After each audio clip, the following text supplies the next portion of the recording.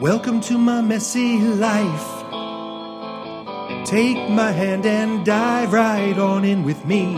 It's gonna be alright. Messy imperfect life with Leigh. Welcome, friends.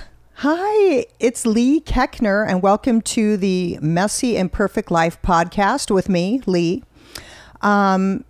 I'm so tickled pink to be here right now on my very first podcast ever, where I'm feeling kind of nervous and excited because I don't know exactly what the heck to do, but I thought, like I do with most things in my life, who gives a shit? Just start doing it. Because I do think that when we wait or we tap our fingers or we try to figure it out, we miss it. We miss the window. And I thought, I'm not missing this window. I have this amazing podcast equipment because my husband and I were going to do a podcast together. And we just put that on hold after I got everything set up and ready.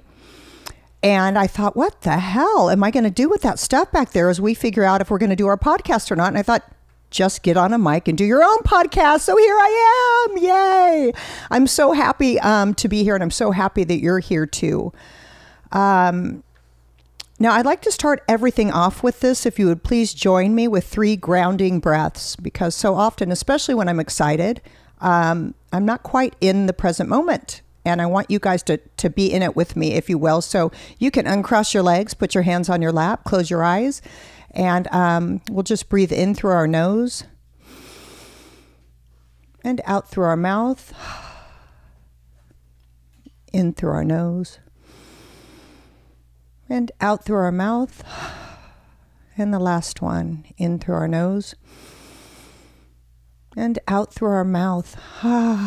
Okay, breathing is so amazing. It's so funny that we are breathed without thinking, but the moment we focus on our breath, we stop our crazy spinning brains. And I love that. I've got a lot of crazy going on right now in my life. And some of it I'm not quite ready to talk about because it's current and I want to respect the people involved. But what I love so much about this podcast is it's about the messiness of life and how we all have it, right? We all have the messiness. But when you're in something really heavy and you're heartbroken, that's kind of when you contract and you're by yourself and you feel alone.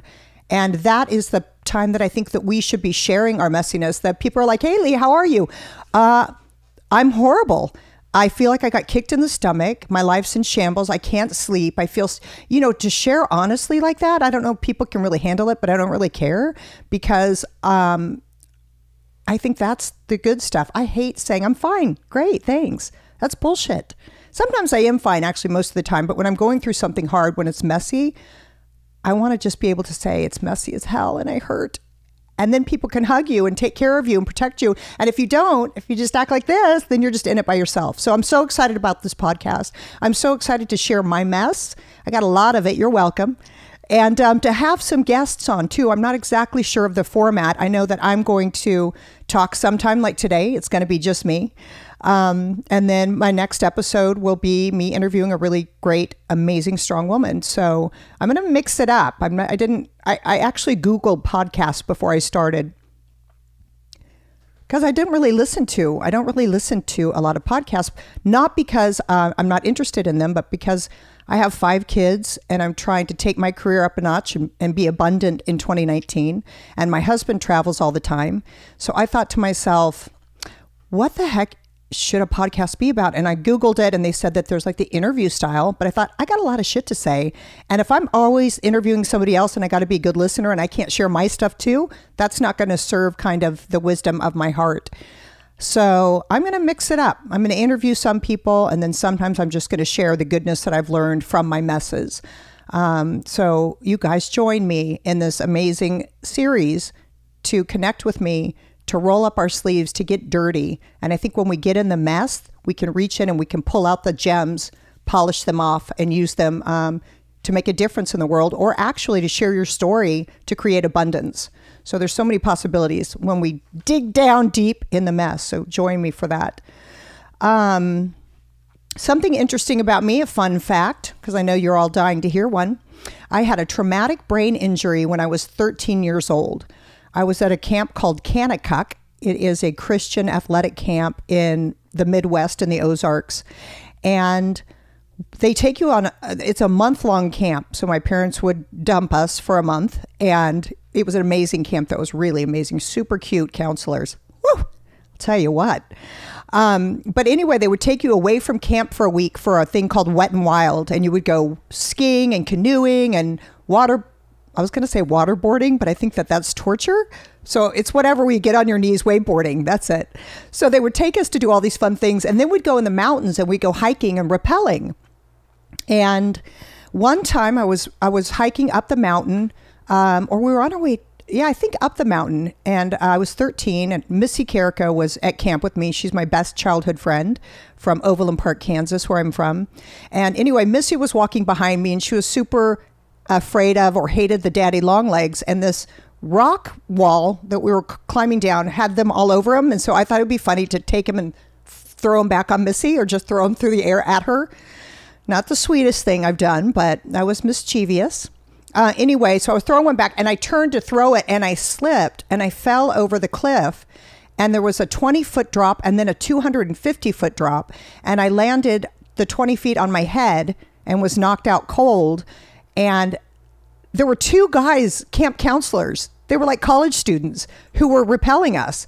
And we were, I think, 3 miles from base camp where our tents were. So one guy, the fastest guy, I guess, hopefully, took off running back to base camp to get a board and some rope. And then he came back. They belayed down. They tied me onto this thing, pulled me up. And then these two guys ran with me back to the base camp where there was a car, and then drove me to Boone County, Arkansas hospital. And I guess I don't really remember any of it, but I guess I was knocked out, and I would wake up and scream and then throw up. I had pretty traumatic brain injury. And when I woke up in Boone County, Arkansas, in the intensive care, I just remember I opened one eye and I couldn't move my head. And I looked around, and across from me was a man who had been in a car accident, and it was like just a room with curtains, but I could see right in. His curtain was not shut, and he was facing me, and he was screaming, and he was bloody, and he was handcuffed to a bed. So he had gotten a car accident and a DUI, and he was screaming, and I was like, where in the hell am I? And I couldn't move my head. And then I opened my other eye and saw the camp owner next to me, and he said, you've been in an accident, da da da da. And I was totally strong. And then I remember the second they called my dad, and they put the phone to my ear, and I heard my dad's voice. I was like, Daddy. So it's just so sweet at how dads have such an impact when we feel vulnerable, and we hear their strong voices. If you had a nice dad. My dad was mostly nice. So anyway, what I wanted to say about that is that I have kind of an interesting way that I live because of my head injury. It doesn't affect me in a huge way anymore. The only thing it is like short-term memory stuff. So literally people will say, hey, did you have fun last night? And I describe it like there's a whiteboard in my brain, and the little man runs up and looks at the whiteboard, and it's empty. And I have to have someone prompt me what last night was, and then all the things come back. So there's like a little link missing. I do that same thing with names. And so why I'm saying this is that most people, I think, do a lot of research about their guests and find out about their latest projects so they can engage with that. I don't think I'm going to do that, because that's a lot of work for me, A. B, I don't know how much I'll remember when it gets to the moment that I've done this research and I can't do the instant recall to bring it back. So I'm just going to focus on letting them share about the stuff they want to share. But I'm so excited to connect about the mess, right? And I don't need to research about the mess. It's so wonderful to hear it in a vulnerable, authentic way. So that's that. So maybe if I'm like, so what are you up to? I really mean it, because I didn't do research, because I don't really care what they're up to per se. I care more about their heart and what they've learned and the mess they've been in and how they're using that as power in their life now. So that's me just kind of talking through to myself, giving myself the okay to not do a ton of research to do my podcast. All right. Then it feels like I can fit it in better with my 5 kids and husband traveling and speaking and all the things that I love to do as well. I'm going to peek at my notes here. Oh, so I'm going to try possible segments, right? Where I don't really know what they are today, but today I thought about one I wanted to talk about called Look Up. Right now, especially the guy who is here right now, his name is David, and he is my producer. Hey, Dave. Hey. It's his birthday this week. Happy birthday. Oh, thank you. So David's a darling guy that I just met. I got hooked up with him for producing, and he was came right on time or a couple minutes late, and I wanted him here earlier.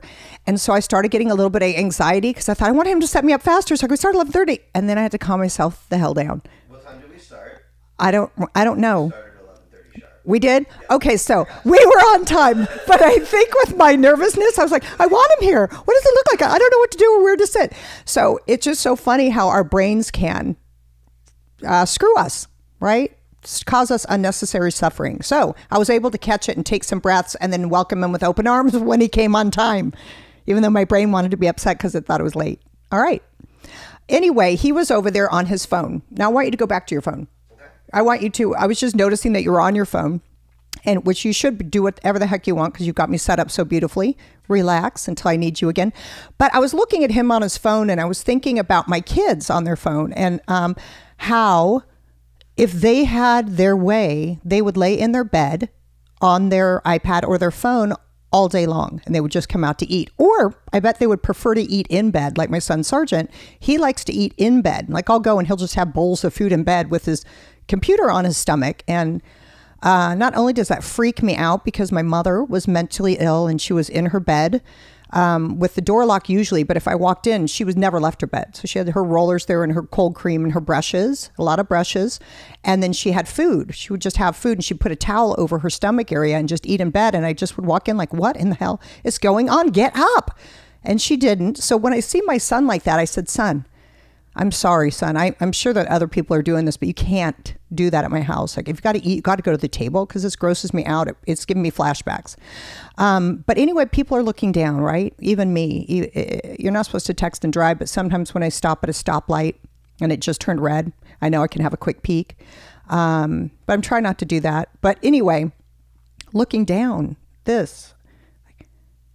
everyone is doing it. So I want to challenge us, or actually share what I do and then challenge you to try it because it feels so exciting that the thought that every single person that comes in front of you, every single person that is standing beside you, sitting next to you, talking to you, looking at you is not there by accident. Everything is a divine, I was going to say interaction, but I don't know if that's the right word I want to say, but whatever. It's a divine, it's supposed to be happening. And when you're looking down, sometimes there's an angel, and I'll explain what I mean by that in a minute, but sometimes there's an angel. And if you're looking here and God's lined you up with a really amazing, something beautiful next to you, and you're here, you're missing it, right? And when you start to look up and you start to notice things and look in people's eyeballs, it's so amazing. And when I'm driving with my kids and I look at them in the back and they're all like this, I'm like, put your phones down and look at the tree. Did you guys see that bird?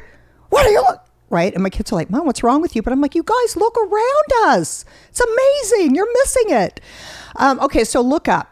And here's what I'm going to say, something that just happened. I just started doing Kundalini yoga, which I thought was going to be some wild ass yoga with that long name in front of it. But basically it's chanting. It's chanting things over and over. And I can't remember anything right now like that, but it was something like you do this for a long time. Heart, heart, heart, heart, heart, heart. Not really that, but something like it. You do it for like 7 minutes to music. And at first it seems weird. And then all of a sudden you get into this kind of rhythm. And then you are out of your mind and you're just experiencing the energy of all of these people around you. The first time I kept wanting to open my eyes and giggle with someone like a child, but then I allowed myself to fully experience it. It was pretty amazing. So this kind of stuff happens to me when I look up. Right after class, even in Kundalini yoga, people are grabbing their cell phones and stuff. At the beginning of the class, the teacher said, is there anyone here new? And this girl raised her hand and said she was from Studio City, California, which is the town right next to me, or basically where I live. And I turned over and looked at her and she looked at me and I had eye contact with her and I got this feeling in my body, you need to talk to her. Now I get those kind of feelings a lot, right? And usually I say to that thought or that feeling, I'm busy. I got stuff to do. I got to run out of here. I got to get. So I kind of said that to myself. Then I did the yoga and then the yoga was over and I started to roll up my mat and I looked at her again and the voice inside, the whisper said, you need to go talk to her. I'm like, gosh, damn it. Why do I always have to talk to everyone? Can't I just leave like everyone else in this class? So I kind of crawled over to her before I stood up and I said, hey, what's your name? And she said her name. And I said, I noticed that you live by me. My name's Leigh. I wanted to give you my business card. Don't know why. Some weird voice inside me told me to. I didn't say that part. I just thought it. And I gave her my business card. She's like, thanks. But her face was kind of like, why the hell are you giving me your business card? So she goes, thanks. So I gave it to her. And I said, I don't even know. I said something small talky. Like, you married? Do you have kids? Da, da, da. I don't remember what it was. I'm just going to pretend it was, do you have kids? And she said, yes, I have one. And I said, oh, wow. I think one is the biggest game changer. The first kid changes your life more than anything else. Like if you have 2, 3, 4, or 5, the first one is the biggest deal. That's where you get like thrown into a whole new world. So I go, oh my gosh, one kid, amazing. I said, I have 5. And she's like, you have 5? Oh my gosh. I want another one so bad. And I just tried IVF. And instantly I just saw tears come in her eyes. And she said, I just tried IVF and it didn't work. And we don't have a lot of money. And I don't know if I can do it again. And I just feel like, and I want a baby so bad. And it was just something that I have been through with IVF. And I actually used surrogates. I had one child and almost died. 3 hours on the operating table, 7 pints of blood transfused, and they took out my uterus after they got my blood to clot after the 3 hours. And I had to use surrogates to carry the rest of my embryos. Pretty amazing journey, and I'll get into that in detail. But it was just interesting that I was told to talk to her, and as I looked at the tears in her eyes, and I listened with the ears of my heart, which is something that I'm getting better at because I'm a talker, and I like to talk. And I'm getting better at listening, and not just listening, but listening with the ears of my heart. So I'm not thinking about what I'm going to say next. I'm not thinking about if I like what they're saying or not, or I agree with it or not. I'm just listening. And I find that when I do that, I'm being kind of mindful, and I can then respond from my true self, as opposed to trying to be quirky or funny or something that you know, just the gift of listening is so freaking amazing. And I'm learning it. It's a gift to give myself, to listen to other people as well, to stop my spinning and to let them be heard. And there's no better way to feel loved and connected than really listening to someone. So anyway, I'm listening to this gal and looking at the tears in her eyes. And then I told her, I said, well, here's one thing I know, that if a woman wants a child, she will have a child. That baby is coming to you and nothing will stop it.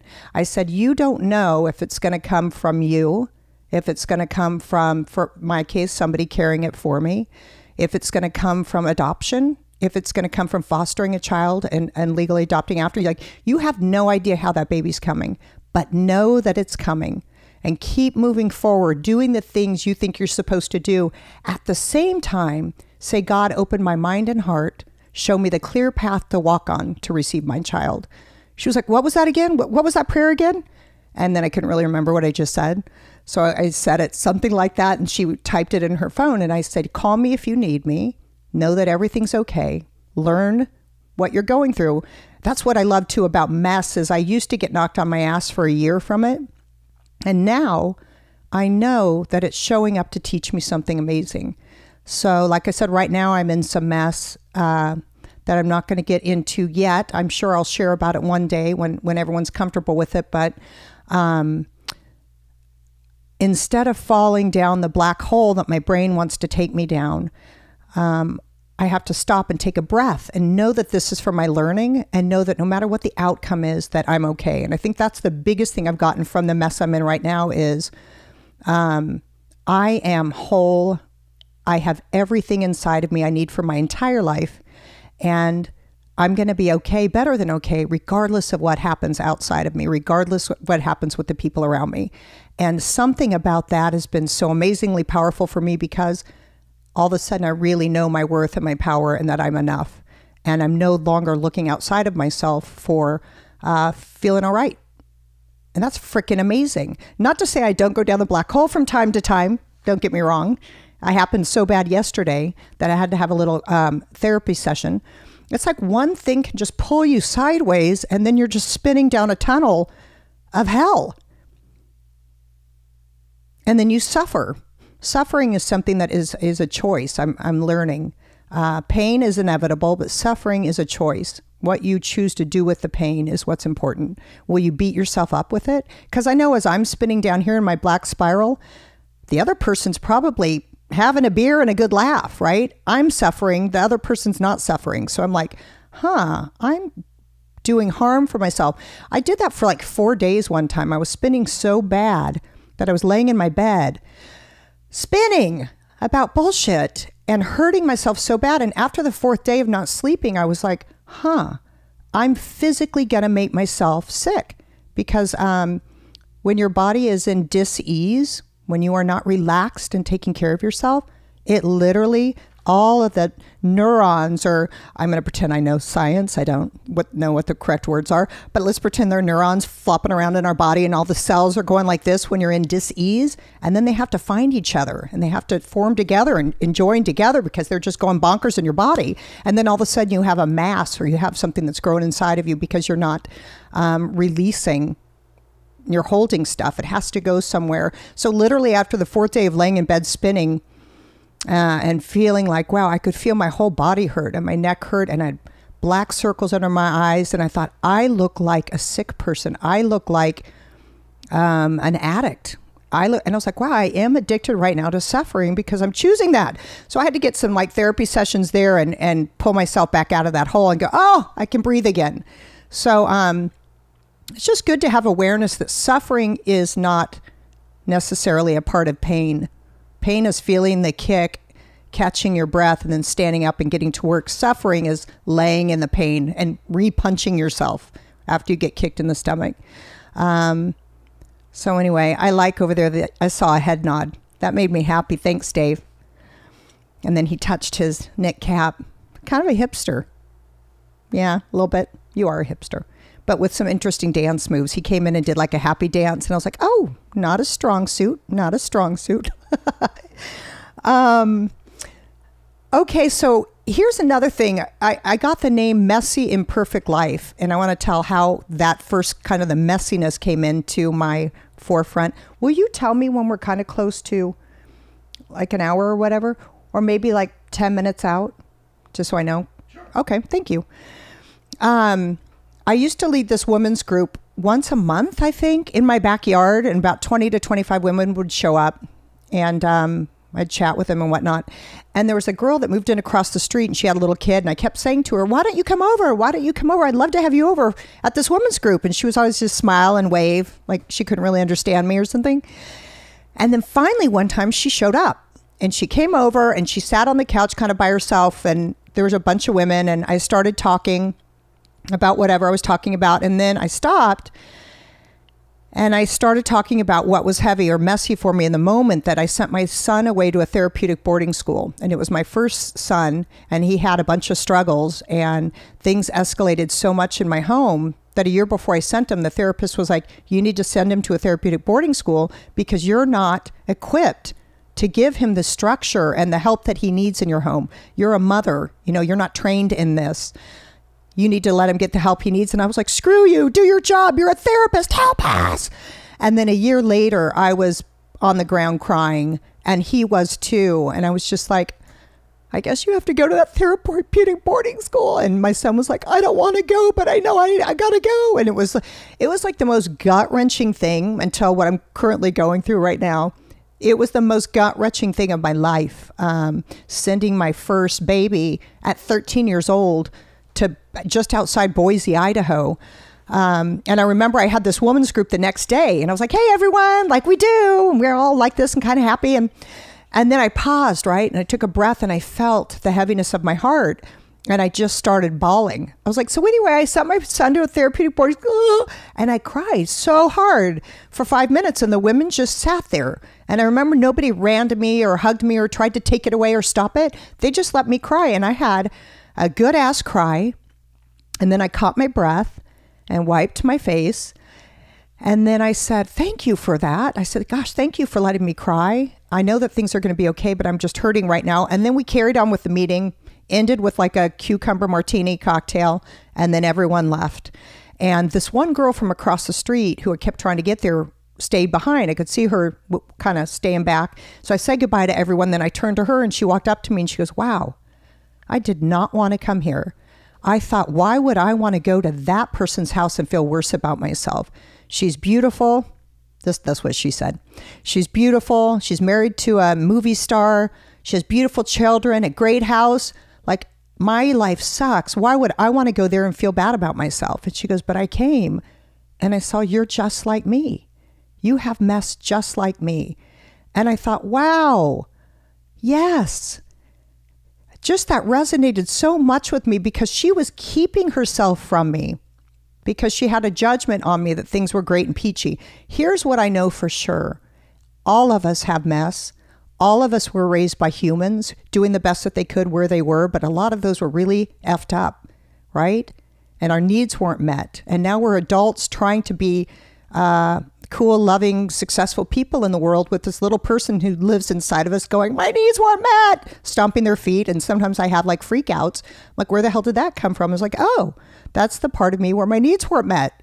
What's we're going to talk about in this series, because I love healing that younger part of me. And I have awesome ways to do that, but that will be a whole nother episode.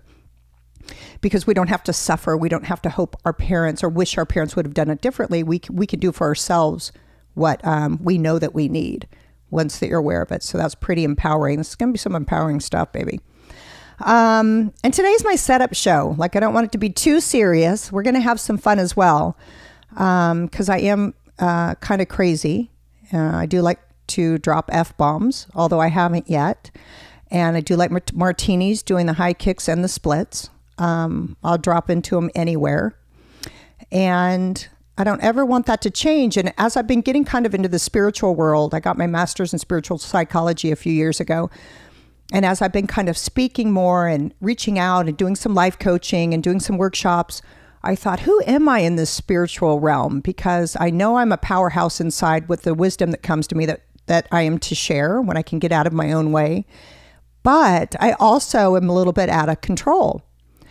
And I was watching Marianne Williamson and Deepak Chopra and Eckhart Tolle. And Eckhart Tolle is getting so evolved that you can barely hear him anymore. You know, he's like, until the people are going to look at the bean body. And I'm always like, what are you saying? I can't hear you.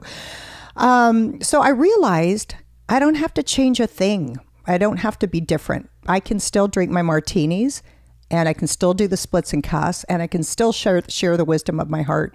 And that's what's so exciting too about doing this podcast is I can say fuck if I want to say fuck.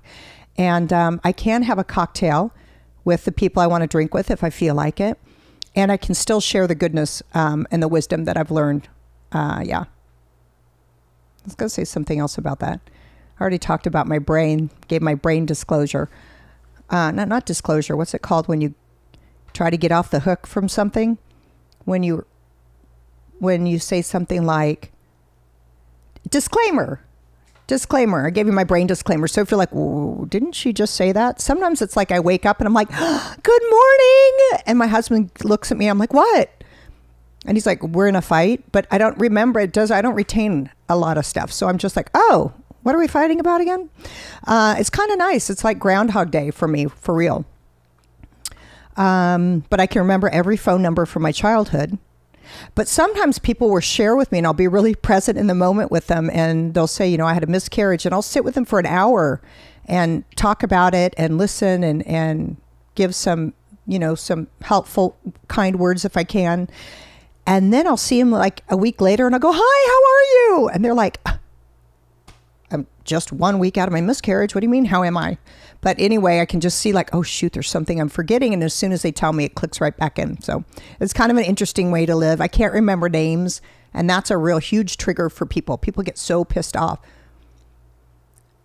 You know why? Because, Dave, you're so cute. Like if I pause, I love that you look up. You don't have to, even though I just really like to look over at you. Stop it. So people get really triggered when I don't remember their name, and they take it personal because they feel like they're not important to me. And for years I would over explain and apologize. And then I said, screw it. If they're triggered, that's something that they can work on. It's not my business. It's not mine to make better. There was one woman named Sabrina, and her daughter's name was Olivia. And I got them flipped one time. And I said, hey, Olivia. And she's like, that's my 3-month-old daughter. And she said it so angry that her name got cemented as Olivia in my brain. So every time I'd see her, I was like, which one is it? Hi, Olivia. And she goes, I told you I'm Sabrina.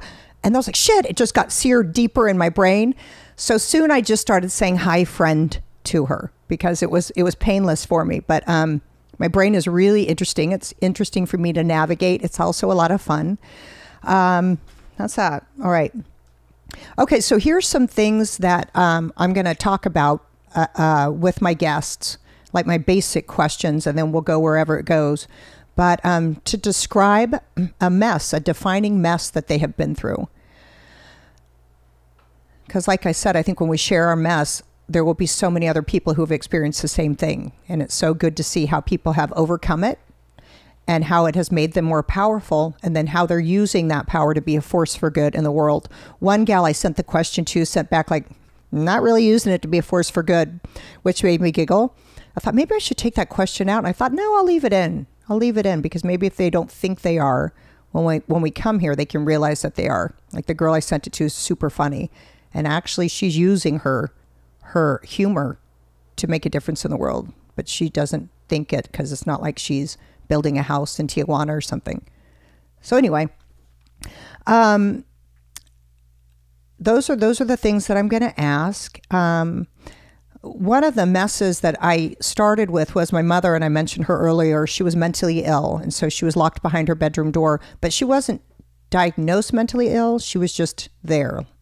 And then my dad was a doctor, and so he used to give her pills. So if she wanted uppers and downers, he would get those for her.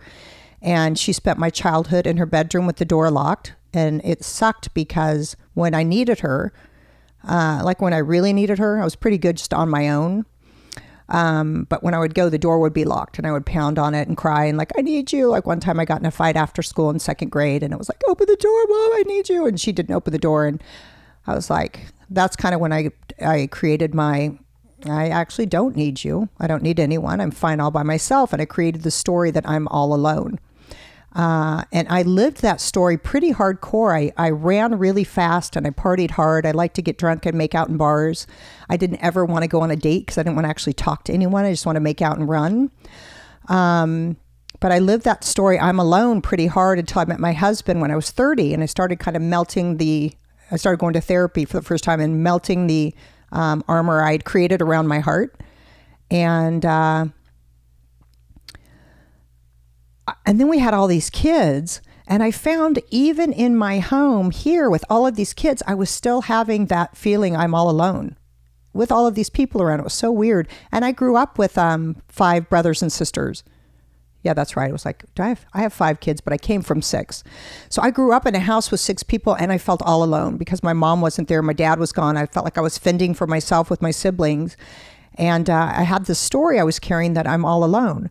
And the beautiful thing about that is that it has served me so much because all of the work that I do now is to to remind myself and other people that you are not alone, that you're never alone, that we are so connected to, I call it God, but the energy, like the energy that created everything, the energy that flows through everything, the energy that connects all of us together as brothers and sisters in this humankind.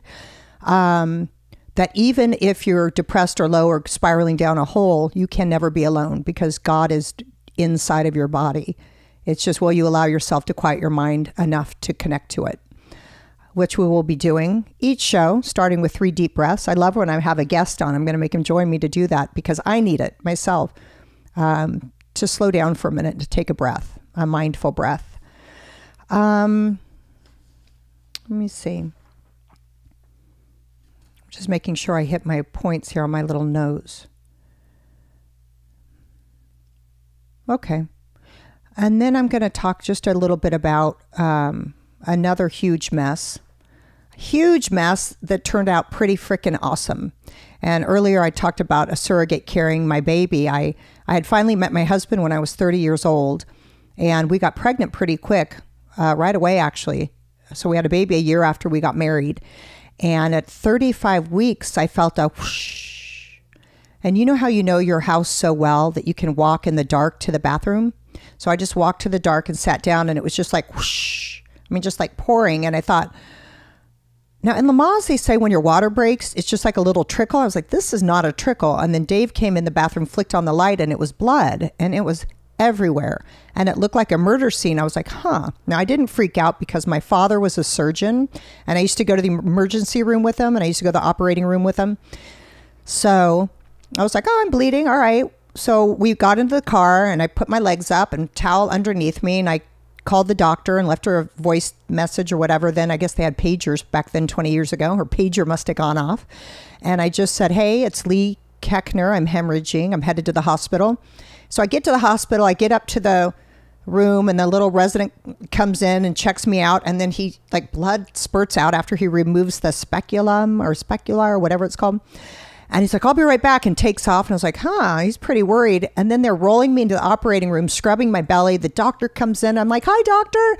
And she doesn't even acknowledge me. She goes, where's that blah, blah, blah? I asked for this and that. Where's all? I was like, gosh, she's pretty tense. And they started scrubbing my belly. And I was like, could you please get my husband in here before you cut me open? I'd like him to be here for the delivery.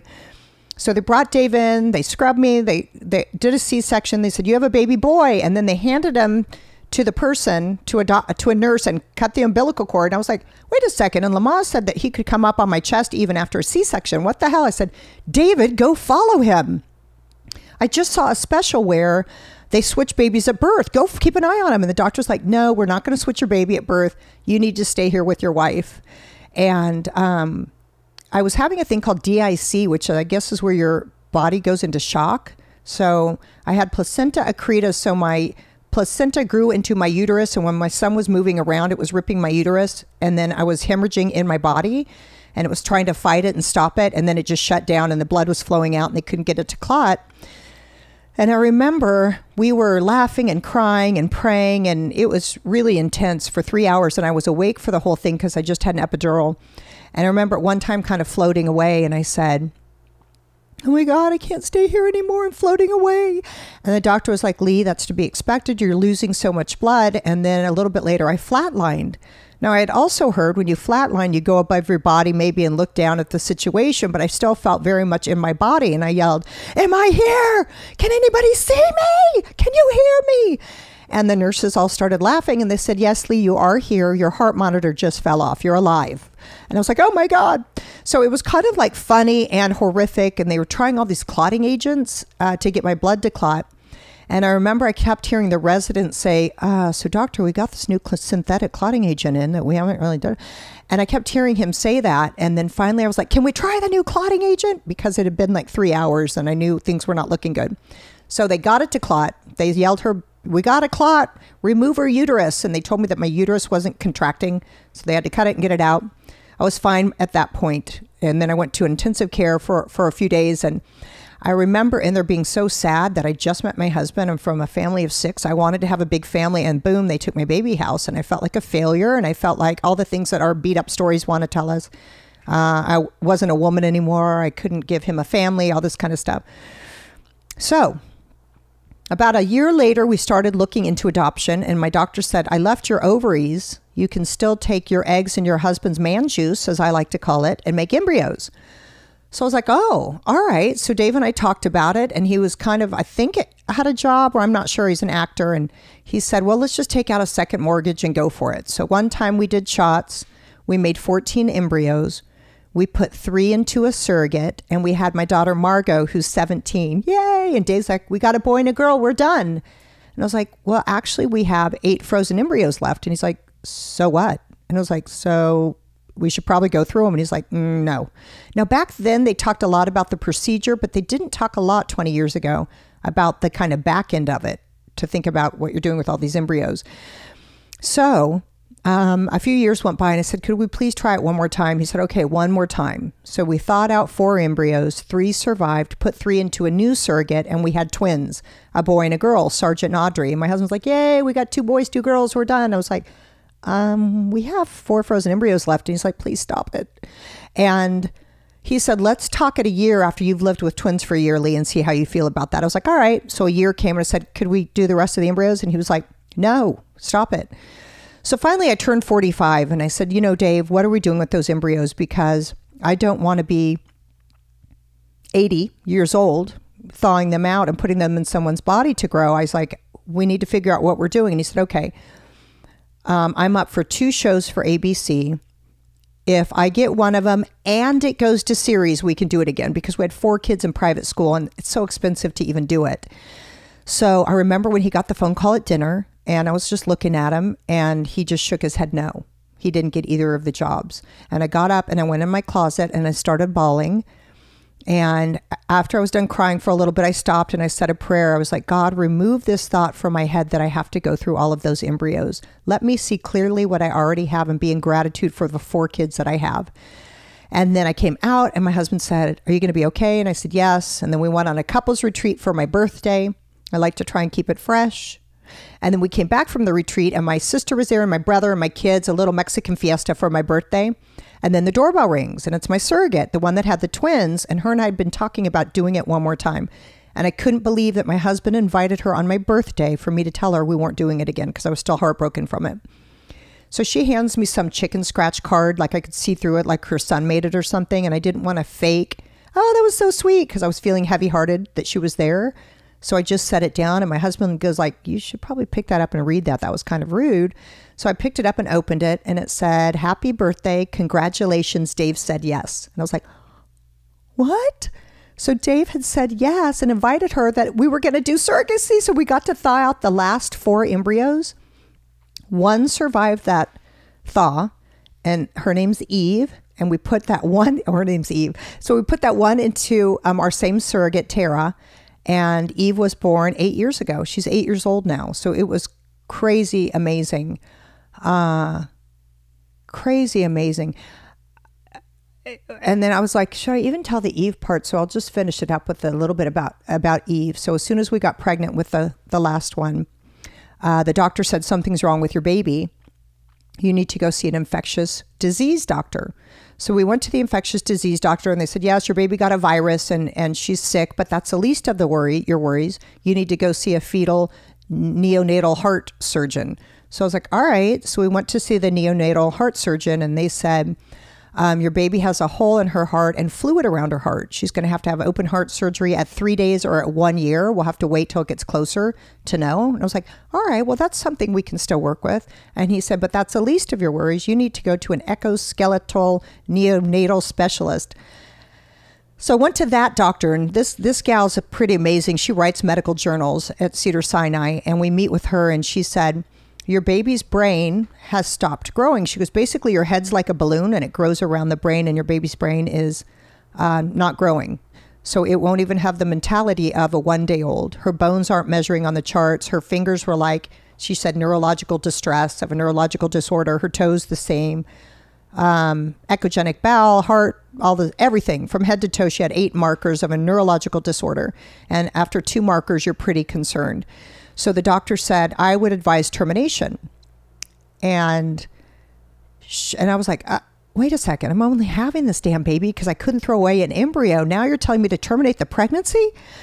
And she said, Leigh, we hold these thoughts in our head that we think are right. And the best thing you could do right now is let any thoughts go and be open to what is. And okay, well, what is? And she goes, well, you're going to have this child. If you have this child, someone's going to have to come to your house 6 times a week to move her legs and arms so she doesn't get atrophied. It's going to drain you financially, might ruin your marriage. You're not going to be able to spend a lot of times with your kids because this one is going to have so many needs. And she'll be suffering, and she might not even feel it if you're trying to comfort her. All of that sounded so inhumane. It sounded like I would be doing her a disservice. It was the strangest thing. So my husband was on a movie at this time. He flew in for 24 hours. I got my minister over at our house to talk about it. And basically I wanted my minister to tell us no, not to move forward with terminating. So I told him the deal and he said, you know what, Leigh? God is going to love your little girl if she comes home to him now or if she comes home to him 50 years out of a wheelchair. God knows your heart, Leigh. And I was like, what? Then I went I had a helper or a nanny at the time, and I went into her and I said, hey, the doctor said that my baby's really sick and she's going to be a neurological disorder in a wheelchair and all this stuff, and she might not even know that I'm there. She goes, oh, Leigh, don't make her suffer. Let her go to God now. I was like, what? So then my husband and I decided to call our surrogate just to discuss what the doctors were suggesting. And we called her and I mentioned it to her and she said, no, I will not terminate under any circumstance. And if you ask me about it again, I'll get an attorney and sue you for harassment. Now, here's how she could say that. Because 4 years before I chose her from the surrogacy agency because she was the only surrogate that wouldn't terminate under any circumstance. So she had my twins. So when we did that contract, my attorney said, you got to put in here a clause that says you have the final say over your kid, over your life and your family, not some woman that you're hiring.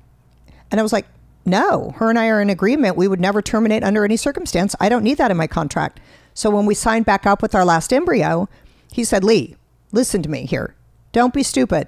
Even if you're not going to use it, you always have to have the clause that you have the last say.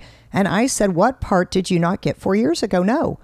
So here I am in this situation where how the doctors offered me termination, it was in a loving way. It was in a to keep from suffering way. It was in a way that would, it sounded like a really viable option for the situation we were in.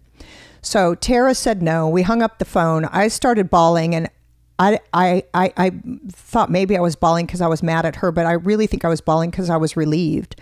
And I remember Dave and I were just laying in bed crying, and Dave said her name's Eve. And I was like, why Eve? That name's never been on any of our lists before. And he said, because Eve was the first from God, and this is our first. And I said, okay, her name's Eve. And I was like, and Eve's going to have the most bedazzled fucking wheelchair out of any kid I've ever seen. And it's going to be right over there. And we were just talking and preparing for Eve to come. And then Dave went back to finish his movie. And I started looking into wheelchairs and to doctors and started organizing my game plan for when Eve came. And I remember telling my son once in the car, I said, hey, you guys, and I can't think of how old he was, Charlie and Margot were in the back of the car, and I just said, I just want you guys to know that your little sister that's coming most likely will be in a wheelchair, and we're going to have to like pick her up and move her. And Charlie said, boy, that's going to be hard for her, but I'll help, Mom. I'll help. And I was like, oh, it was so sweet. It was like, I would get these little gifts like that where things are going to be okay. It's going to be manageable. Like, I got this kid in back car saying he's going to help me for heaven's sake. So I kind of had this like, things are going to be okay. And we'll figure it out as we go. And then we went to the doctor appointment 3 weeks later, and the doctor, she didn't like to talk when she was doing it. So she was doing her thing, and I was waiting patiently for her to look. And then she just goes, oh my God. And I said, what? And I literally said, did one of her arms fall off? She had one arm that was twisted up behind her back really weird. And I thought maybe it fell off because everything else is wrong with her. What the hell could be oh my Godding about? And I said, did her arm fall off? She goes, no, there's been a miraculous turnaround. Now I already had my armor on of what was coming. So I didn't, that like comment dinged me. It didn't penetrate me. And I was like, what do you mean miraculous? Like a miracle? She was like, yeah, your baby's brain is now at 2% and her bones are measuring 1 week behind. And I was like, so what? You know, I didn't even hear it or care. She goes, come back in 3 weeks. We went back in 3 weeks. And she goes, your baby's brain is at 20%. Her bones have caught up. The echogenic bowel's cleared. The hole in her heart has healed. Her hands are in the normal baby fetal position. She said, if I didn't know the past, I would say you're having a completely healthy baby. And she goes, and she had a stack of papers this big. She goes, I've been obsessed with this. I've been reading everything I could get my hands on to figure out what the hell's going on. The only thing I could find was this infectious disease happened in a kid 50 years ago. And the kid got it so bad that it mimicked a neurological disorder. And then the kid was born healthy, except the kid was blind. And I said, well, that's not what our deal was. It actually was a miraculous turnaround, and she will not be blind. And then I said a prayer to God, God, you give me a healthy baby and I will declare her a modern day miracle. And so anyway, Eve was born completely healthy. I mean, she's a wild ass more than I am, but she was completely healthy. And I just remember when they gave me to her, I was like, she's a modern day miracle. And I went back to the church, you know, where my minister came, and he said, we'd like to welcome Leigh and Eve to our congregation. And I said, could I say something? He said, yes, Leigh. And I stood up, I said, Eve is a modern day miracle. And I said it like Moses and freaked myself out. And he was like, what the hell? I go, I don't know. It just popped out like that. But for the next year, I was like, this is Eve. She's a modern day miracle. And then in year 2, I was like, this is Eve. She's a modern day miracle. And then the third year, I was like, this is Eve. And I was like, God, did I say how long I had to say she was a modern day miracle? So I've stopped saying it, but on occasion, it still comes up to my head and heart in gratitude that this little wild ass was born. But what I got from that was, I thought I knew the one thing I never would do was terminate. and I was still holding judgment. Although I would never say another person could ever not terminate, or I would vote against anyone else, whatever, there was still a little judgment in my head from my childhood that it was murder and it was bad and it was wrong. And being put in a position where it was a viable option and it was something that could have been just a choice that we considered, allowed me to let go of all of my judgment regarding that issue and to realize I actually shouldn't judge anyone about anything because I don't know what the hell they're going through. So that's it. That's it. That's my story. That's my story of creating my family. If you would have told a girl from Kansas that one day you're going to live in Hollywood and other people are going to carry your baby, I would say, hell no. But it was heartbreaking, and I had to surrender, and I had to trust, and I had to have faith, and it turned out better than I could ever imagine. And that is why I think we're here, you guys, is to go through the mess, to get our hands dirty, to hurt, to stand up, to understand, to heal, and then to use that power. Because I think when we stand up, we're stronger each time. And to use that knowing and that power to make a difference in the world. And by golly, that's why I'm so excited to be doing this Messy, Imperfect Life podcast. And I'm so happy you're going to be with me on this journey. I will see you next week. Oh, and I like to write quotes. So I wrote a quote. Sharing the messiness of life connects us and reminds us that we are not alone. You are not alone, people. I love you. I'll see you later. Thank you for joining me on my first podcast. Thank you, David. Woo! We did it. I did it.